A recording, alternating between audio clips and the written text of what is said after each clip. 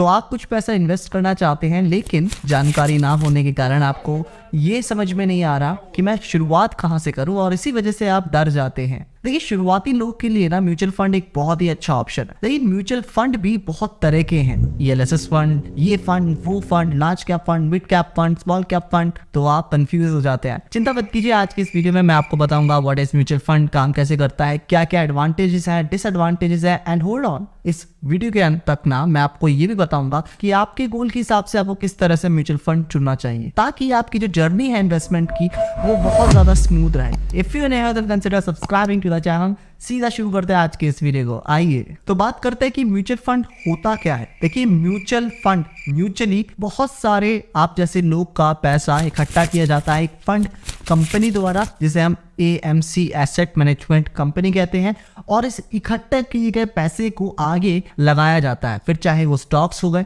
फिर चाहे वो बॉन्ड्स हो गए, गोल्ड हो गया, या कोई और कॉर्पोरेट इन्वेस्टमेंट व्हीकल में लगाया जाता है। तो इससे फायदा है बहुत सारे हैं, जिनके ऊपर हम बाद में जाएंगे, लेकिन ये प्रोसेस को हम म्यूचुअल फंड कहते हैं। मतलब आपने म्यूचुअली अपना पैसा आपके जैसे बहुत सारे इन्वेस्टर्स के साथ लगाया और उससे आप रिटर्न जनरेट करके अपने इन्वेस्टर्स को दे रहे हैं। तो this process of investing is called mutual fund. आपने अक्सर अपने आम जिंदगी में भी म्यूचुअल फंड जैसे एग्जाम्पल देखे होंगे। जैसे आप कहीं पे भी जाते हैं तो आप कार पूल करके जाते हैं, तो उस पूलिंग को कहते हैं म्यूचुअली हम कार में बैठ के एक साथ जा रहे हैं, क्योंकि हम सभी को प्रॉफिट तो कमाना है, हम सभी को एक डेस्टिनेशन तक जाना है। तो इस प्रोसेस को हमने क्या कहा, म्यूचुअल पूलिंग। साथ के साथ ही आप म्यूचुअल रूम शेयरिंग में भी रहे होंगे कहीं ना कहीं, हॉस्टल्स में जो बच्चे रहते हैं। तो यहाँ पे क्या होता है, 2 से 3 लोग एक साथ रहते हैं, म्यूचुअली रहते हैं। तो हमारा गोल क्या है कि हम साथ में रहे, ताकि हमारा जो रेंट है सब में बच जाए। ऐसे ही यहाँ पे बहुत सारे लोग का, इन्वेस्टर्स का जो पैसा है एक साथ इकट्ठा किया जाता है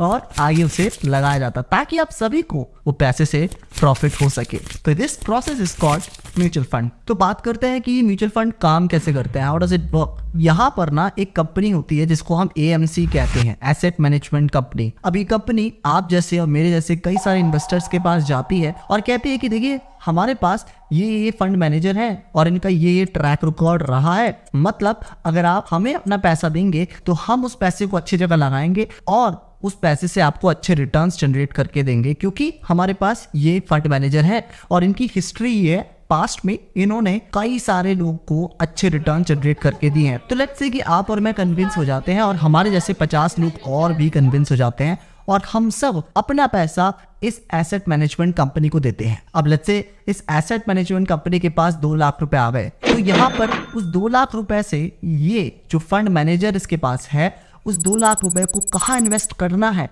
इसकी एक स्ट्रैटेजी बनाएगा और देन सही टाइम पे वो उसे इन्वेस्ट भी कर देगा अच्छी कंपनीज में, ताकि आपका पैसा ग्रो हो और आपको मैक्सिमम रिटर्न ही जनरेट करके दे। अब यहीं पे ना एक कैच भी है। कैच ये है कि कोई भी इतना अच्छा इंसान तो है नहीं कि आपका पैसा फ्री में आपको डबल करके देगा या अच्छे प्रॉफिट्स आपको ला के देगा। तो यहाँ पे ये जो फीस भी लेते हैं, जी हाँ, इनकी जो फीस रहती है उसको हम कहते हैं एक्सपेंस रेशियो। जनरली 1% इनकी फीस रहती है, जो कि आपके टोटल इन्वेस्टमेंट में से कटती है। फॉर एग्जाम्पल, आपने 100 रुपए दिए, तो आगे जो स्टॉक्स में आपके पैसे लगेंगे, जो इनका फंड मैनेजर लगाएगा, वो 99 रुपए ही लगाएगा। 1 रुपया वो अपनी फीस चार्ज कर लेगा। तो यहाँ पे 1 रुपया आपका क्या हुआ, एक्सपेंस रेशियो हुआ। अभी हमें एक्सपेंस रेशियो देना क्यों पड़ता है? देखिए, एक्सपेंस रेशियो में इसलिए देना पड़ता है क्योंकि यहीं से इस म्यूचुअल फंड कंपनी का खर्चा निकलता है। एम्प्लॉइज की फीस हो गई, फंड मैनेजर की जो फीस है वो निकलती है यहीं से, उनका रेंट का खर्चा, सब चीज आपके एक्सपेंस रेशियो से ही निकलती है। तो ध्यान देने वाली बात यह है कि जितना कम आपका एक्सपेंस रेशियो होगा उतना ही आपका पैसा आगे लगेगा। सेकेंड चीज ये है कि ये जो परसेंटेज है, हालांकि है 1% ही, लेकिन पावर ऑफ कंपाउंडिंग में ये 1% भी बहुत बड़ा फिगर बन जाता है। तो ये चीज भी आपको ध्यान में रखनी है। अब बात कर लेते हैं म्यूचुअल फंड के कुछ बेनिफिट्स की। तो देखिए, आप कम पैसे में आपको ज्यादा एक्सपोजर मिलता है। मैं आपको समझा देता हूँ। फॉर एग्जाम्पल, आपके पास 5000 रुपए ही है इन्वेस्ट करने के लिए, तो अगर आप खुद से करते तो 3 से 4 शेयर ही खरीद पाते, और महंगे शेयर तो आप खरीद ही नहीं पाते। लेट्स से आपके कोई 8000 रुपए का शेयर पसंद आ गया, या पेज 3 इंडस्ट्री का कोई शेयर पसंद आ गया, या आपको कोई MRF का शेयर लेना है, तो इस तरह के जो शेयर्स होते हैं थोड़े महंगे आते हैं, और लेकिन आपका जो अमाउंट था वो तो 5,000 रुपए ही था। तो इस तरह के शेयर्स में आप कैसे हिस्सेदारी बना सकते थे? नहीं बना सकते थे ना। यहीं पे अगर आप 5,000 को म्यूचुअल फंड में डालते तो वो म्यूचुअल फंड क्या करता है, आप जैसे कुछ और इन्वेस्टर से सबका पैसा कलेक्टिवली इकट्ठा करता और 50-50 हजार के 2 शेयर MRF के खरीद लेता। अब वो जो 2 शेयर हैं आपको 5,000 रुपए के यूनिट के तौर पे आपको मिल जाते। तो आप कह सकते हैं कि आपके पास 5,000 की उस MRF शेयर की को होल्डिंग आपको मिल गई, मतलब आपको 5,000 रुपए की उस शेयर में हिस्सेदारी मिल गई। इसी तरह से आपका 5,000 रुपए अलग अलग 50 या 100 कंपनीज में लगता है, मतलब कम पैसे में ज्यादा कंपनीज में आपको एक्सपोजर देखने को मिलता है, जो कि अकेले अगर आप जाते तो शायद आपको ये चीज देखने को नहीं मिलती। दूसरी चीज है कि आपको प्रोफेशनली एक फंड मैनेजर मिलता है जो कि आपका पैसा बड़े ही ध्यान से लगाता है और उसी कंपनी में लगाता है जो कि वाकई में ग्रोथ के ऊपर प्रोग्रेस कर रही होती है। वहीं पे अगर आप खुद से लगाते तो हो सकता है नॉलेज ना होने के कारण गलत कंपनीज में लगाते जो कि आप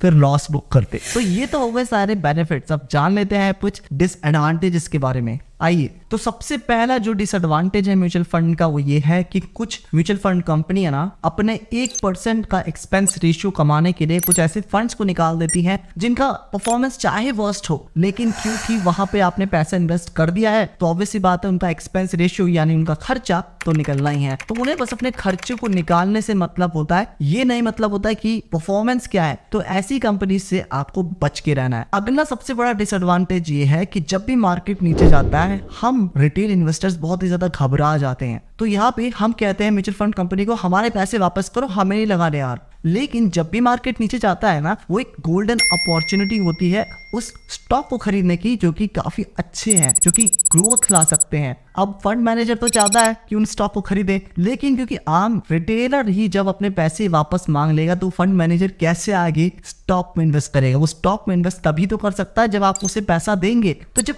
एक्चुअली में जिस टाइम पे आपको पैसा देना चाहिए और उस टाइम पे आप उनसे पैसे मांगते हैं, तो यहाँ पे क्या होता है, वो सस्ते दाम में लॉस में अपने शेयर्स को बेच के आपको आपका पैसा वापस करता है। तो यहाँ पे दोनों का नुकसान होता है, उस कंपनी का भी और आपका एज अ रिटेल इन्वेस्टर भी। तो ये एक बहुत बड़ी प्रॉब्लम है। अब बात करते हैं कि आप सरल तरीके से बिना किसी कॉम्प्लिकेशन के किस तरह से म्यूचुअल फंड को चुन सकते हैं और उनसे बेनिफिट उठा सकते हैं। देखिए, मैं ये कहूंगा कि अगर आपको म्यूचुअल फंड में इन्वेस्ट करना है ना, तो आपको अपने गोल के हिसाब से एक म्यूचुअल फंड को सेलेक्ट करना चाहिए। मैं एग्जांपल देता हूँ। देखिए, अगर आपका पहला गोल है कि भाई मुझे बच्चों की एजुकेशन के लिए कुछ फंड चाहिए, तो उसके लिए एक म्यूचुअल फंड आप चुन सकते हैं। दूसरा गोल है मुझे रिटायर होना है, उसके लिए एक अलग म्यूचुअल फंड है। तीसरा गोल है कि मुझे मेरी वाइफ के साथ बाहर घूमने जाना है, फॉरेन ट्रिप पे जाना है, तो उसके लिए मैंने अलग म्यूचुअल फंड डिसाइड कर लिया। तो ये 3 अलग अलग म्यूचुअल फंड हो गए। अब यहाँ पे देखना ये है कि आप कहाँ पे रिस्क ले सकते हैं और कहाँ पे रिस्क नहीं लेना है। फॉर एग्जाम्पल, बच्चों की पढ़ाई के साथ क्या आप रिस्क लेना चाहेंगे? नहीं चाहेंगे ना। तो आप ऐसा म्यूचुअल फंड में इन्वेस्ट करेंगे जो कि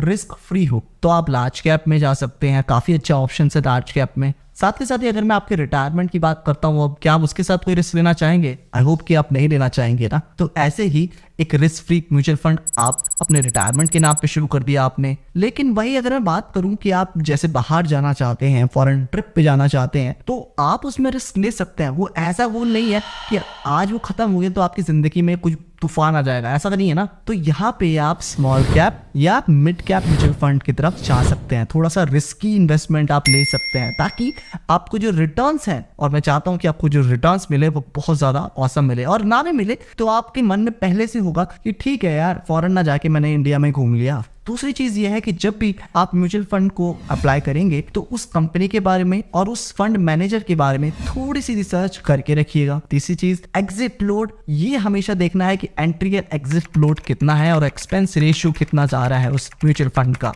तीसरी चीज कि आपको मार्केट के फ्लक्चुएशन से डरना नहीं है। देखिए, आपने एक बार पैसा डाल दिया, अब ये उनकी जिम्मेदारी है कि आपके पैसे को वो प्रॉफिटेबल बना के छोड़े। तो आपको ये नहीं देखना है कि मार्केट ऊपर है या मार्केट नीचे है तो हाई पे अपना पैसा निकाल लो। अगर आप वक्त से पहले अपना पैसा निकालेंगे तो जैसे मैंने आपको बताया था, आपको प्रॉफिट की जगह नुकसान ही होगा। एंड मैं उम्मीद करता हूँ कि आज की इस वीडियो से आपको समझ में आया हो कि म्यूचुअल फंड होते क्या है, एडवांटेजेस डिसएडवांटेजेस क्यों आपके लिए जरूरी है। अगर आपको SIP रिलेटेड कोई भी दिक्कत है, आपको नहीं पता कैसे करते हैं, आप ये वाली वीडियो देख सकते हैं। मैंने यहाँ पे डिटेल में SIP के बारे में समझाया, जाइए देखिए, और मैं मिलता हूँ आपको इस वीडियो में। बाय।